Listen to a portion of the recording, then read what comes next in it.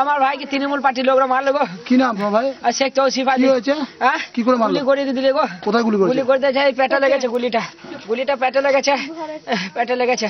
আমি জানার ভয়ে কি করব, মনে করলাম বাঁচাবো, গুলি ছুটে আমাকে মেরে দিত। আমি জানা পারি না, 15 মিনিট ধরে লুটুলুটু করি। তারপর আমি ওকে নদীতে জল, ওকে আমি কি করবো তুলে আনার চেষ্টা করলাম। খানিকটুকু পানি ফানি দেবার, কোথাও পানি পেলাম না, কি করবো দেবার চেষ্টা করলাম, তুলে আনলাম।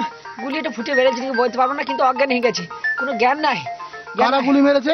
গুলি মেরেছে 1 নম্বর দুলাল মোল্লা বেটা, 2 নম্বর মনি, 3 নম্বর মোশারফ, 4 কোন নম্বর দলের লোক? এরা তৃণমূল, 4 নম্বর মোশারফের জামাই এরা ছিল। কেন মারলো তোমাদের গুলি? গুলি মারলো এই গ্রামের ভিতরে হামলা করে, আরো বিভিন্ন জায়গা থেকে গুন্ডা নিয়ে এসছে। ওরা আমাদেরকে চিনতে পারলি যেটা মন্টু ছেলে বেটা, এই বলে গুলি করে ওরা মারলো। তোমরা তৃণমূল করো না বলে নাকি? আমরা তৃণমূল করি না, তৃণমূল করতাম, কিন্তু এবার বিজেপি সমর্থকের হয়েছি, কি করবো, গ্রামের সাথে এখন বেরোইতে হচ্ছে গ্রামকে বাঁচানোর জন্য।